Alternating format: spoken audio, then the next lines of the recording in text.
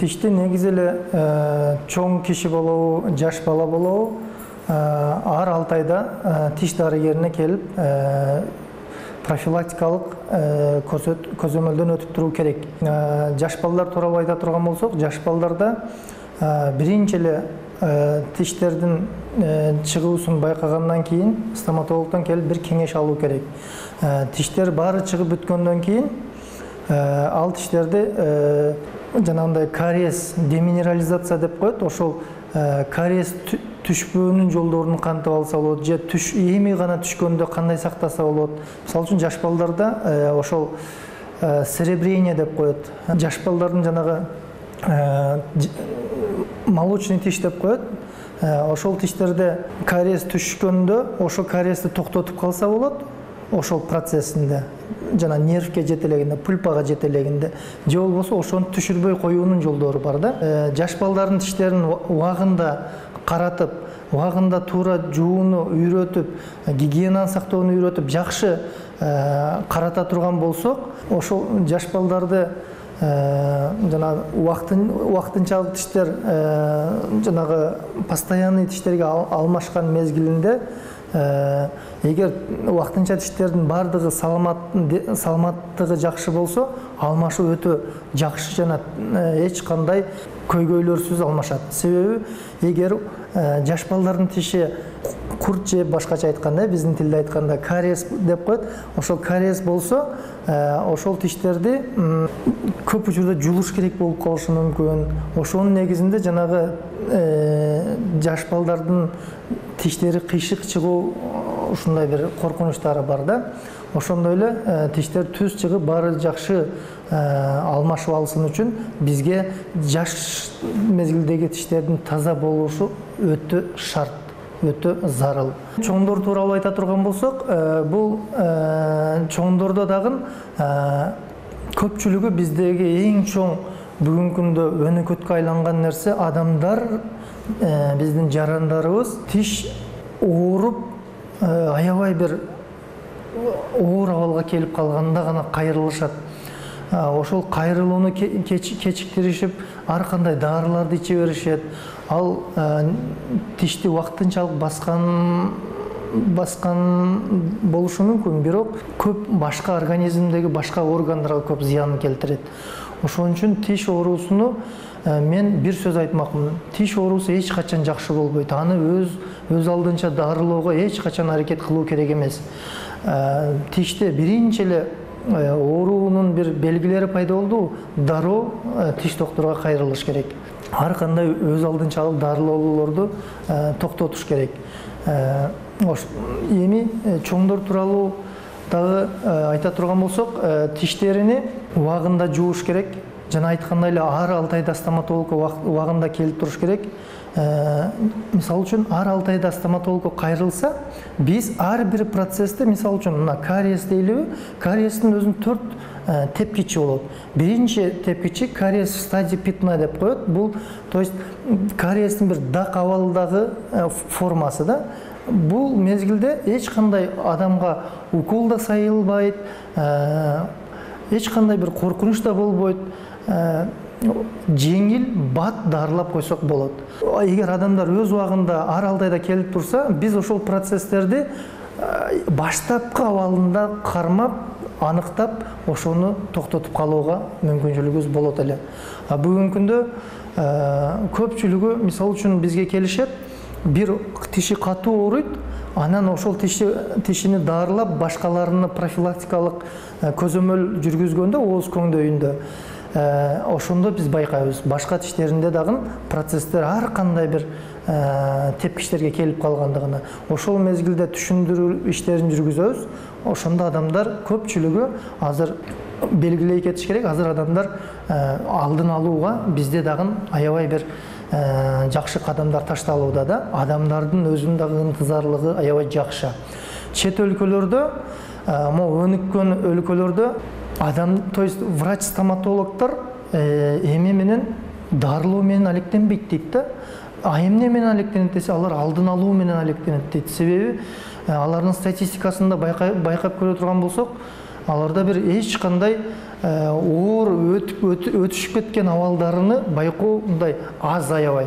Аларда жалаң ушундай жанагы ар 6 айда профилактикалык көзөмөлгө келип туруп, аларда бир ушундай бир чоң өйдө даражага жеткен да, ошон үчүн аларда оорулардын оорулуп кетиши аз.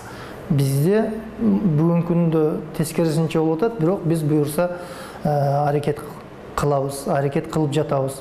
Көпчүлүк адамдар, биздин кайрылуучулар келгенде бизге суроо беришет. Доктор, ушул тиш оору эмнеден келип чыгышы мүмкүн депчи.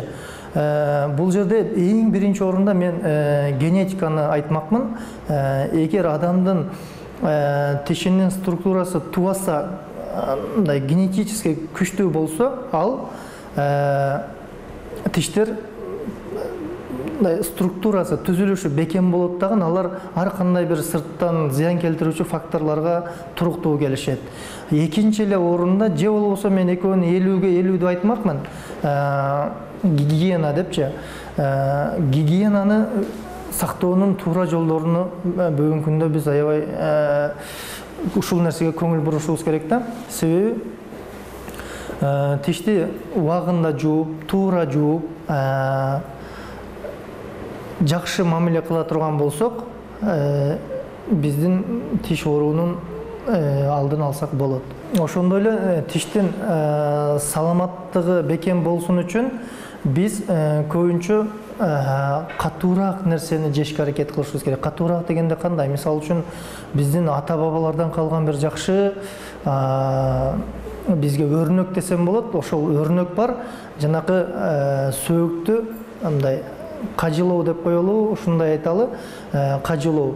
Бул аябай тишке пайдалуу. Себеби мисалы үчүн эволюциядан байкай турган болсок, акыркы 100 жылдыкта адамдардын тамак рациону кескин түрдө өзгөргөндүгүнө байланыштуу биздин мисалы үчүн мурда адамдар катуураак мындай чайнаш керек болгон тамактарды көбүрөөк жеген болсо, азыр биздин бүгүнкү күндө өзүңүздөргө белгилүү болгондой, биздин тамактардын көпчүлүгүн чайноо керек эмес. Оозуна салсаң өзү ээрип кетет деп койсок болот да. Бул деген эмне? Бул деген демек биз тиштин бекемдиги качан бекемделип, курчуп, качан өөрчүп бара берет дей турган болсок, бул качан биз тишти активдүү колдонгондо, то есть пайдаланганда. Бул дегени, мисалы үчүн, биздин тиш канчалык катуу нерселерди көбүрөөк чайнай турган болсо, ошончолук жана тиштин бекемдүүлүгү микроциркуляция зуба деп коет. Башкача айтканда тиштин микроциркуляциясы ошол амортизация пайда болот дагы, тиштин азыктануусу ордунда болот, калыбында болот. А эгер тамакты чайнабай эле жута берүүчү болсо, анда тамак эме болуп калышы мүмкүн, тишке зыян келип калышы мүмкүн. Тишти алдын алуу керек болгон эң зарыл бир канча иш-чаралар бар. Булар пациенттер тараптан жасалуучу иш-аракеттер да. Булар эмне болушу мүмкүн? Булар биринчи, мисалы үчүн мен бүгүнкү күндө өзүмчө бир жеке статистика жүргүзүп байкадым. Биздин элибиздин 95%-ында тиш астында зубные камни деп коет. Надисневые, поддисневые зубные камни деген бар. Ошолор көпчүлүк 95% калкыбызда кезигүүдө. Ошон үчүн анын зыяны эмнеде? Ал мүлктүн тиштен качып, тиштердин тамыры ачылуусуна алып келет. Жана ошол сыяктуу эле толтура бир зыяндарга алып келет. Ошон үчүн биринчи ошол тиштин тамырларынын айланаларын, бүйлөлөрдүн айланаларын атайын биз аппараттар менен тазалап чыгабыз. Бул профилактика багытында. Көп адамдар тишин кайра-кайра жууса дагы оозунда бир жагымсыз жыттын эч кетпей койгонун айтышат. Бул ошол таштар ошол галитозго алып келет. Галитоз деген бул ошол ооз көңдөйүнөн бир жагымсыз жыттардын чыгышы. Ошол сыяктуу эле кариестердин эң алгачкы башталган же баштала элек жолдору бар.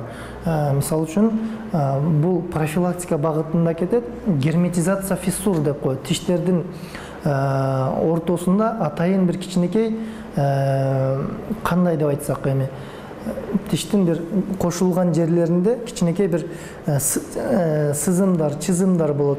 Ошолорду ошол жерлерде көбүнчө кариес башталат. Ошол жерлерде кариес башталбасы үчүн алдын алып жаап герметизация кылып коюу жолдору дагы бар. Тиштерди сактоодогу тамак аштардын ордун айта турган болсок, биздин тиштер бекем болсун үчүн негизи эле бүт организм бекем болсо, тиш да бекем болот. Ошон үчүн сүт азыктарын көп жешибиз керек. Сүт азыктарын көп жешибиз керек. Анан жашылча мөмө жемиштерди көп колдонууга аракет кылышыбыз керек. Эмнелерден абайлашыбыз керек? Көбүрөөк жана углеводдорду колдонуудан. Углеводдор дегенде булар жанагы камыр тамактар, камыр кошулган, анан сахардан, канттарды көп жебөөгө аракет кылышыбыз керек. Шириндиктерди. Бүгүнкү күндө тиш дарылоодо биздин максат тишти мүмкүн болушунча аракет кылып сактап калуу. Биздин эң эле бир чоң максат тишти жулбашка аракет кылууда.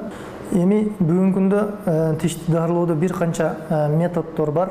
Эң эле бир бүгүнкү күндө стоматологиянын жетишкендиги деп айта алам, бул имплантация.